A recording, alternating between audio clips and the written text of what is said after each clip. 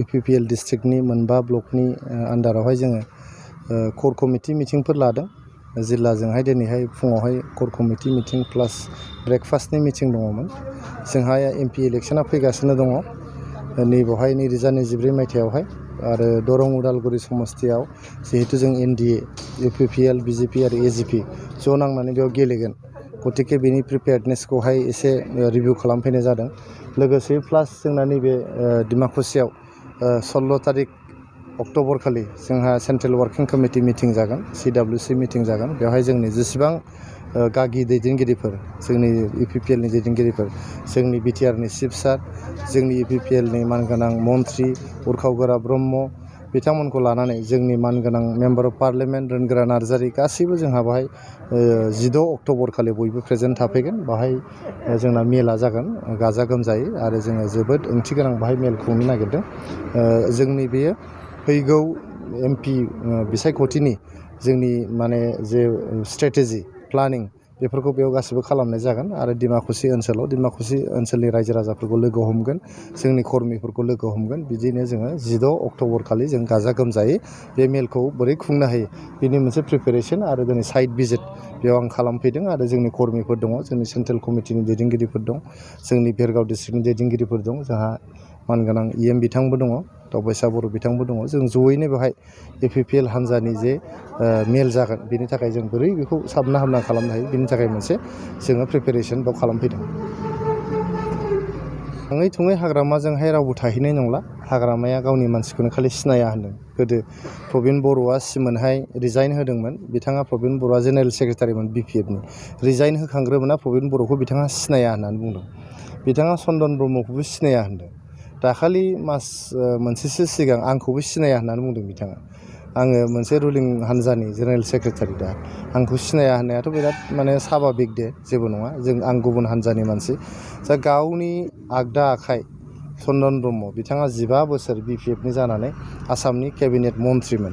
Cabinet मन्थ्रिखौनो बिथाङा सिनाया होमबा सानदो हाग्रामा बायदि सासे सेल्फिश लिडार जोंनि बड'लेण्ड ओनसोलाव नागिरनानै मोननाय नङा। बे गावखौल' सिनायो, गावनि न'खरनि मानसिखौल' सिनायो, गावखौल' सिनायो आरो गावनि उदैखौल' मिथियो बियो। ओंखायनो दिनै चन्दन ब्रह्म बायदि गागि दैदेनगिरि BPFनि सासे गागि दैदेनगिरिखौ बिथाङा सिनाया होननानै बुंनो हादों। गतिके रायजो राजाफ्रा दिनै मिथिदो चन्दन ब्रह्म थानानै मा लाब जाबावनो। BPFआव थानाय माने गाबोन बिसोरबो सिनाया होननानै बुंजागोन। चन्दन ब्रह्मखौ सिनायाबा, बिथाङा बे आगोलनि जेनेरेल सेक्रेटारि बिथां प्रबिन बर'खौ सिनायाबा, होमबालाय फिसा फिसौ कर्मिफोरखौ बोरै सिनायनो। ओंखायनो बिथांमोना दा लासैनो माने रोजा रोजा दलखौ नागारनानै जोंनि UPPLआव फैगासिनो दं आरो जोंनि UPPLखौ गोख्रों खालामफैगासिनो दं। आं दाखालिनो बुंदों जोंना 40ता समस्तियावबो रोजासेनिबो बांसिन माने BPF कर्मिफ्रा जोंनि UPPLआव आखाइ हमफैजोब्बाय बा हमफैनो थांगासिनो दं। NDAनि जागोन बियो UPPL BJP आरो AGP बेनि जोंहा जइन्ट केन्डिडेट थागोन नैबे दरं उदालगुरियाव। क'क्राझारावबो सेम जोंहा NDAनि केन्डिडेट थागोन, UPPL BJP आरो AGPनि जोंहा जइन्ट केन्डिडेट थागोन। NDA हिसाबैसो गेलेगोन एबार। NDA हिसाबै गेलेगोन जोंनि मानगोनां जे प्रधान मन्त्रि नरेन्द्र मदि बिथाङा आरो खेबसेबाव प्राइम मिनिस्टार जानो थांगासिनो दङ। बिथाङानो जोंनि भारत हादरखौ लिड खालामनो थांगासिनो दं। बिथाङा इन्डियाखौहाय सारा वर्ल्डनि गेजेराव 5th इक'नमि बयनिफ्रायबो धोनिसिन माने 5थि बयनिफ्रायबो धोनिसिन हादोर बिथाङा बानायनो थांगासिनो दङ। बिथाङा दाखालिसो G20 खुंदों। बिथाङा चन्द्रयान फाथायहरनानै अखाफोरावहाय जोंहा मोनसे जोंनि बाहन फाथायहरनानै चन्द्रयान फाथायहरनानै सारा पृथिबियावनो भारतनि मान सन्मानखौ जोबोद गोजौआव लांबाय आरो नोंथांमोना नुदों दिनैहाय स्वच्छ भारत अभियान खालामनानै न'खर न'खर गोदो जेराव खिखरसालि गैयामोन दिनै खिखरसालि बानायना होनाय जाबाय। हर घर को जल का नल होननानै बिथाङा मोनसे स्ल'गान होदों। मोनफ्रोमबो न'आवनो माने नल का जल होननानै बे नलनि दै लाबोनाय बेखौ खालामनो नागिरदों बिथाङा। आरो दिनै माने JJM बायदि मोनसे मिशननि गेजेरजोंहाय हर घर को नल का जल बिथाङा दिनै हैदों आरो बेबायदिनो गोबां खामानि बिथाङा मावदों। दा लाखपति महिला होननाय मोनसे प्रग्राम बिथाङा लादों। मोनफ्रोमबो न'खरानो जाहाथे न' गंसे मोनो बिनि थाखाय बिथाङा प्रधान मन्त्रि आवास यजना आगोलाव जिनिसखौ इन्दिरा आवास यजना होननानै इन्दिरा गान्धीनि नामै दोनदोंमोन बेखौ प्राइम मिनिस्टारनि नामै बिथाङा सोलायनानै दिनै मोनफ्रोमबो न'खरनोनो न' गंफा गंफा होनायनि बिथाङा बेब'स्था खालामदों।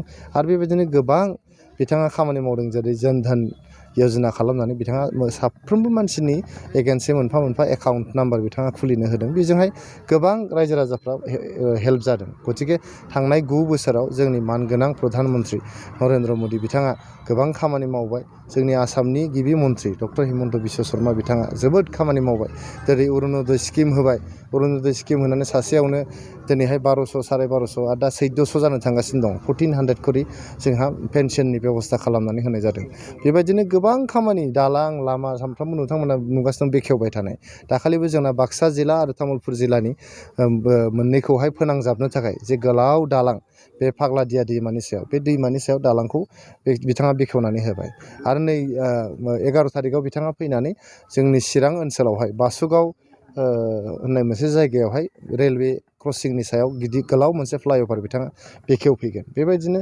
मोनफ्रोमबो जायगायाव बिथाङा लामा दालां गासिबो मोजां खालामनानै होजोबबाय गतिके आसामाव आरो जोंनि बड'लेण्डआव एनडिएनि जेबो टक्कर गैया जायखि गेलेया मानो बिथांमोना डिपजिटखौनो मोनफिननाय नङा उदालगुरि दरंआवनो जा क'क्राझारावनो जा खुनु पार्टिया बेयाव देरहानो हाया बिथांमोना डिपजिटखौबो मोनफिननाय नङा नाथाय बे समाव बिपिएफ राजखान्थि हान्जाया गावसोरनो हारसिंनो गेलेनो थाखाय साखाफारा जादों है जाम्बासो बिसोर हाया ओरैनो लेक्चार आरोखि बिसोरनि देरहागोन होननानै बिसोरो बुंगासिनो ससियेल मिडियाफोराव सोर पार्टिया देरहाया होना नङा होमबा बिसोरना दा देरहागोन होनना बुंदों खिन्थु नायबानो जाबाय बिपिएफआ उदालगुरि दरंआव गेलेयोबा बिथांमोना गावसोर जे नमिनेसन होनायाव डिपजिट होगोन बे डिपजिटखौबो मोनफिननाङा जिर' मारिगोन आरोखि जेबो थानाय नंला बुजिबाय ओरैनो गिदिंलाबाय थादों हाग्रामाया खिन्थु बे गिदिंनाया जेबो खामानि गैया बेरायनो लुबैदों खोमा गोबाव सम ओरैनो थाबाय आरो माने बेबायदिनो फैनानै मा होनो नाटक खालामफैयो बिपिएफनि मानसिखौनो बिपिएफआव सोफिनो मा नाटक जाखो बियो ड्रामा नङा होमबा थुनफावथाय ना मा होनो बर'आव बिदिसो आरोखि बेना दे औ थुनफावथिना नामा थुनफावथिना होननानै बुङो आरोखि